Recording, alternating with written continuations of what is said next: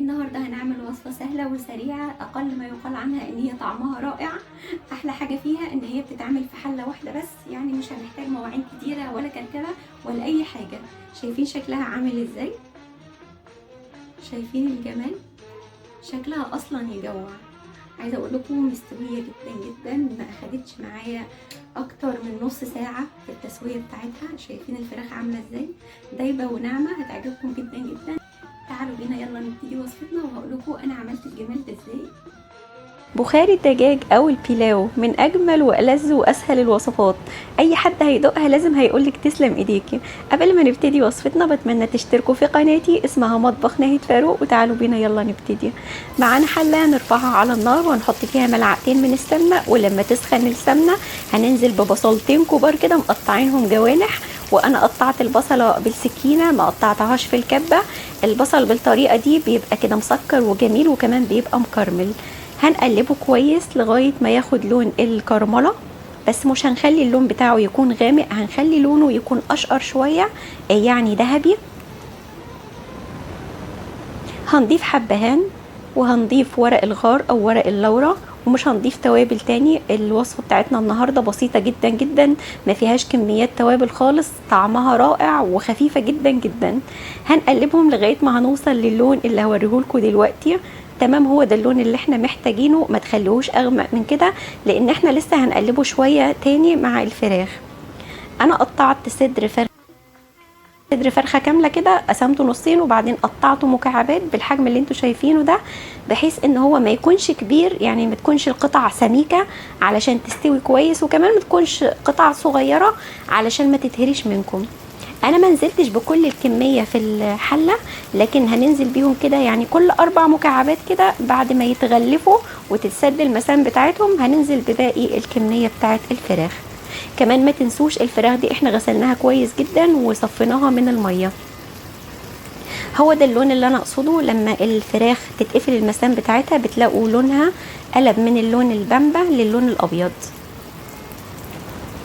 احنا بنغلفها كده علشان برضو تبقى ماسكه نفسها وما تتهريش معانا في الرز بعدين. زي ما قلت لكم، بعد ما تتغلف القطعه اللي احنا حطيناها في الاول بننزل بالقطع الباقيين واحده واحده، مش مره واحده، علشان درجه حراره الحله ما تهبطش معانا. دايما بقول لكم الموضوع ده.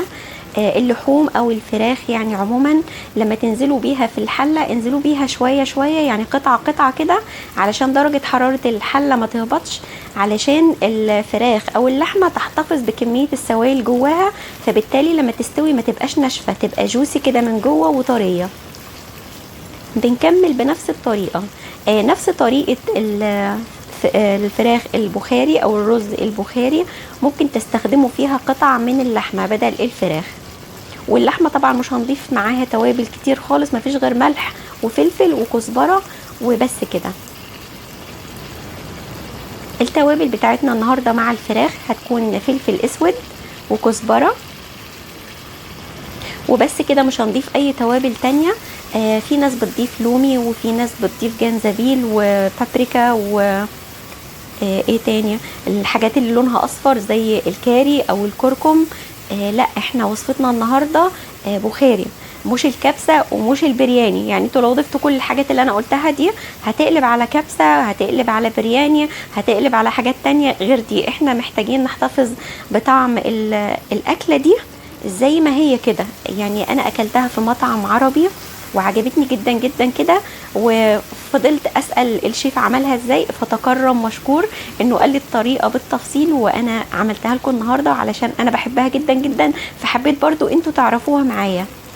طبعا الفراخ زي ما انتوا عارفين بتحب التوم، فانا ضفت نص ملعقه توم وهقلبها كمان مع البصل. الريحه بقى بصوا حاجه كده من الاخر، ريحتها جميله جدا جدا بالرغم من بساطه الحاجات اللي احنا استخدمناها. احنا ما ضفناش يا جماعه غير بصل وحبه توابل قليلين جدا، كزبره وفلفل وبس كده. يعني الحبهان برضو اختياري، وورق الغار او ورق اللورا مش هقول لكم اختياري، بس هو بيفرق طبعا في الطعم، بيخلي ريحه الفراخ كده متنكهه بالريحه العربيه الاصيله.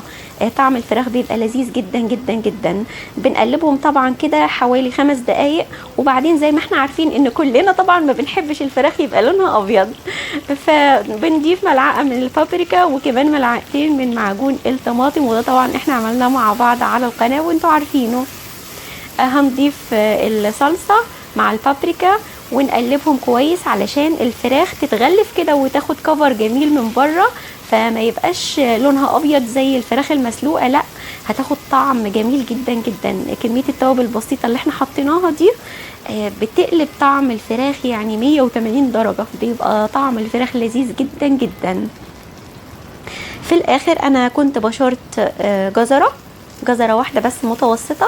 الجزرة دي بتفرق برضو في الطعم كتير، بتدي تسكيرة جميلة جدا جدا، بالإضافة لفوائد الجزر العظيمة اللي كلنا عارفينها. مش هقول لكم الأطفال وبس، كلنا بنبقى محتاجين للفيتامينات والمعادن دي علشان نقوي جهازنا المناعي طبعا. الجزر بيبقى برضو لونه حلو قوي بعدين في الفينيشنج بعد ما تستوي الخلطة الجميلة بتاعتنا دي.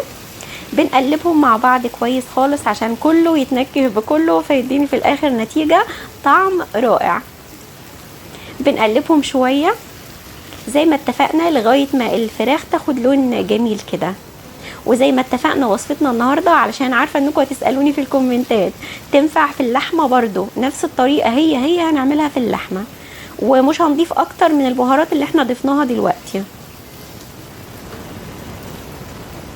بنقلبها حبة حلوين كده. انا هوريكم اللون دلوقتي اللي احنا محتاجين نوصل له، هو ده اللون المظبوط. يعني هتحسوا ان قطع الفراخ كده متغلفه وواخده كفر جميل كده ولون حلو.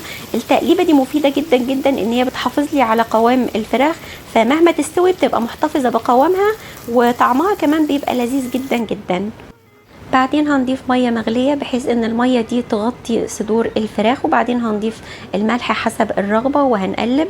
لو حابين تستخدموا فرخه كامله ممكن تستخدموا فرخه كامله، بس هتنزعوا الجلد من عليها، وهنغطيها في الميه المغليه دي ونسيبها على نار هاديه تغلي حوالي 15 دقيقه. لكن لو هتستخدموا فرخه كامله هنسيبها تغلي حوالي 25 دقيقه.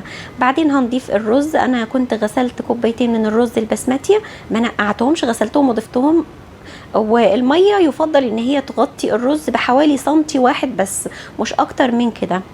وبعدين هنسيبها طالما الميه بتغلي هنغطيها وهنسيبها تغلي حوالي يعني من 20 ل 25 دقيقه. هيكون الرز شرب كل الميه اللي فيه وبقى باللون الجميل اللي انتوا شايفينه ده. اهم حاجه ان احنا نسويه على نار هاديه. والحاجه المهمه التانية ان احنا لازم نضيف الميه مغليه. شايفين قطع صدور الفراخ كانت يعني بصوا مستويه جدا جدا ولذيذه جدا جدا، وفي الوقت نفسه الكفر من بره متماسك. قطع الصدور زي ما انتم شايفينها كده قدامكم بالظبط، متماسكه من بره ومستويه جدا جدا من جوه. لو استخدمتوا فرخة كاملة هتكون برضو نفس الطريقة، هتكون متماسكة من بره وطرية جدا من جوه. الأكل دي في منتهى الروعة والجمال، خفيفة جدا جدا. عايزة أقولكوا طعمها لا يقاوم. أنا لما بعمل الأكلة دي ما بتقعدش في الحل عندي أكتر من ربع ساعة، بتتاكل في الوقت نفسه طبعا. وحتى لو قعدت وبردت برضو طعمها وهي باردة بيكون لذيذ جدا جدا عكس كل الوصفات. شايفين الجمال؟ طعمها رائع جدا جدا، ريحتها عايزه اقول لكم بتعمل قلبان في البيت. بتمنى من كل قلبي وصفتنا النهارده تكون عجبتكم. يا ريت ما تنسوش تعملوا لايك زي كل مره للفيديو، علشان اللايك ده بيفرق معايا كتير. بحبكم جدا جدا.